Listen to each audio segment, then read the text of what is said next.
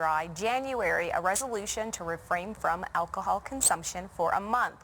Now, as we near the end of the month, some are extending the challenge into February after seeing positive effects. Here to share some of those benefits is clinical psychologist Simon Cherry. Good morning. Good to see you.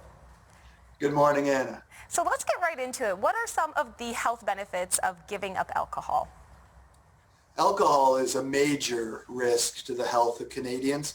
I don't think many of us understand that we lose an estimated 15,000 Canadians to alcohol every year. On top of that, we have about 90,000 hospitalizations due to alcohol in Canada each year. So when you stop drinking as part of a dry January, you're doing your health an enormous favor. In terms of brain health, your risk of stroke or dementia and depression are going down.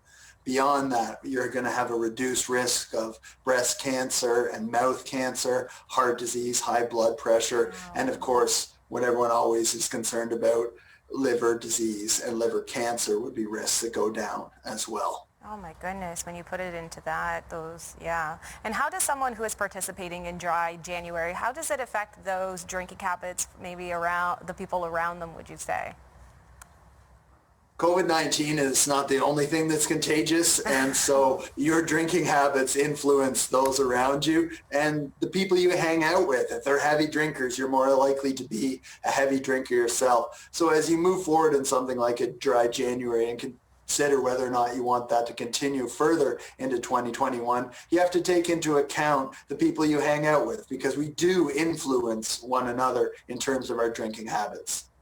Well, in dry January, some people may not have even realized that they had a bad relationship, let's say, with alcohol, and those effects could be positive, that they've taken a break, of course, from drinking, and they may want to carry that forward into February. So how can we recommend that sort of help to keep people on track? What would you say?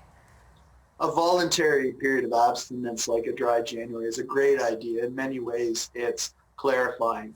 And I think what people sometimes realize in something like a month off is that much of their fun and their relaxation and their pleasure in one way or another involves alcohol.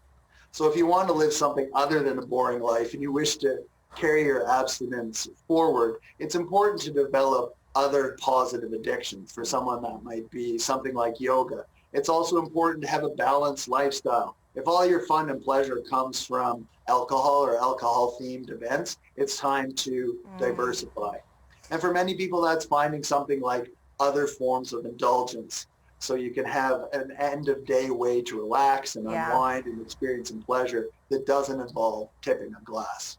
And that's the thing that, you talk to other people, they're like, oh, I love having a glass of wine when I'm making dinner, or if I've had a stressful day, I like to sit down and enjoy a drink. And you don't realize how often that you're consuming the alcohol and the constant reach to have that relaxation. So it is nice to find new habits for sure.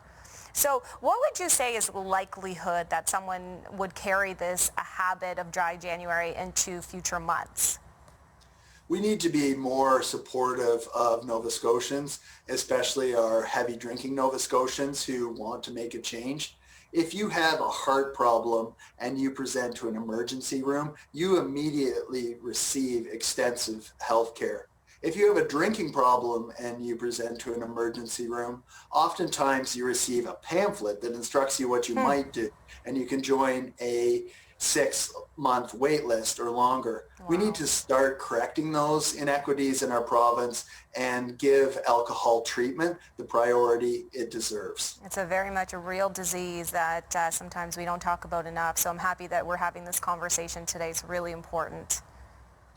Absolutely. Thank you for having me, Anna. Thank you. I really appreciate your time, Simon. That was clinical psychologist Simon Cherry joining us. And if you were looking for some motivation to continue your dry January into February, the Canadian Cancer Society hosts a Dry Feb fundraiser. Visit dryfeb.ca for more information.